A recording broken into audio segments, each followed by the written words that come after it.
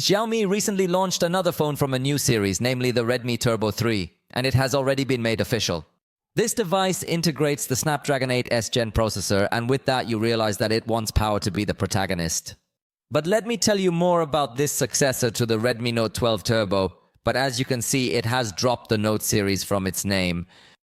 The device has a very traditional design. It doesn't stand out too much. In this case, it's a pretty minimalist design, but it's slim with a thickness of 8 mm and it weighs 179 g. Additionally, it is a device that has received a rating of 5 stars from SGS in the drop test, indicating that it truly appears to possess a highly commendable level of durability. The screen, as it couldn't be otherwise in a Xiaomi model, is 6.67 inches, the technology is OLED and the resolution is K, reaching a peak brightness of 2400 nits with a 120 Hz refresh rate. In the photographic section, it doesn't stand out too much, but I don't think it disappoints either. The main camera is 50 megapixels with a Sony Latia 600 sensor and optical stabilization, in addition to 8 megapixels for the ultra-wide camera and 20 megapixels for selfies.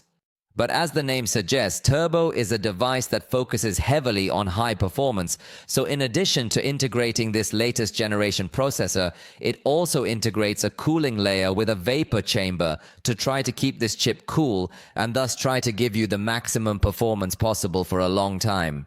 Plus, it comes with up to 16 GB of RAM and up to 1 TB of internal storage. The battery is 5000 mAh with support for 90-watt charging and comes with Android 14 and HyperOS pre-installed. It also supports gesture control with hand without touching. The device also comes with some artificial intelligence features, although in this case it has been presented for China, so all the artificial intelligence functions work in Chinese. The most basic model has 12 GB of RAM with 256 GB of storage and has been announced in China at a price of 1999 yuan. On screen, see reference price in other currencies for an idea, but remember prices here are not same as ones over there.